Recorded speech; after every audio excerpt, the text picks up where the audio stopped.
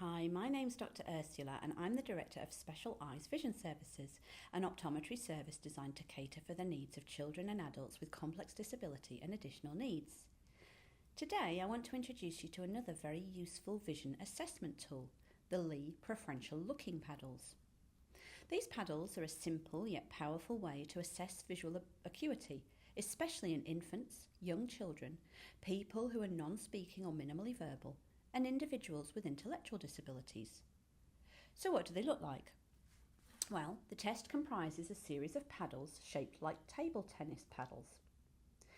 There's one plain grey paddle, and the other paddles have high contrast black and white stripes, which get finer and closer together as the paddles progress in difficulty.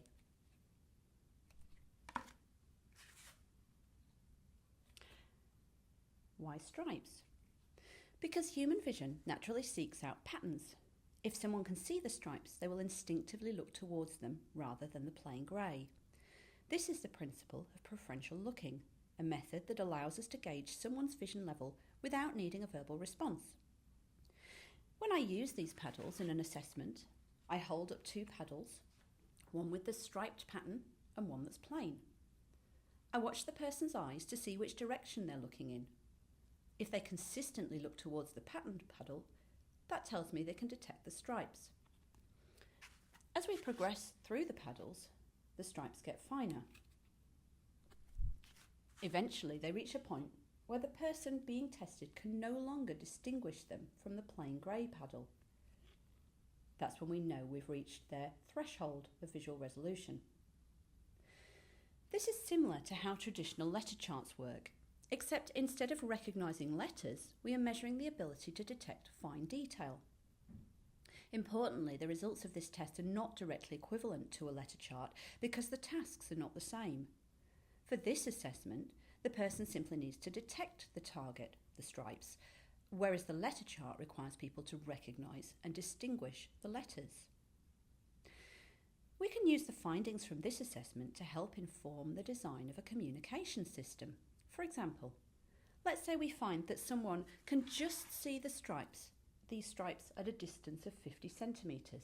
This is the 2 cycles per centimetre target. So we have two pairs of black and white stripes spread across a centimetre space. Each stripe is of width 2.5 millimetres or a quarter of a centimetre. This tells us that if they are looking at a high contrast image at the same distance of 50 centimetres, the smallest detail they could distinguish would need to be at least 2.5 millimetres for us to be confident that they could distinguish it. It's unlikely that someone with this level of vision would be able to access the standard symbols on a pictorial communication system, since the lines used to construct the images are usually a lot finer than 2.5 millimetres. Conversely, if we tested someone and determined that they can detect the 8 cycles per centimetre target at 50 centimetres, we can be fairly confident that their acuity would be sufficient for them to distinguish the detail in these types of communication system. It's important to understand that this is an acuity assessment and as such assesses visual acuity in isolation. There are lots of other factors that need to be assessed and considered when we are considering what might be a suitable communication system for someone. These include where in their visual field they can access their most reliable vision, and if they are able to process visually complex information, to name just a few. This assessment is quick, objective, and provides valuable insight into someone's vision level.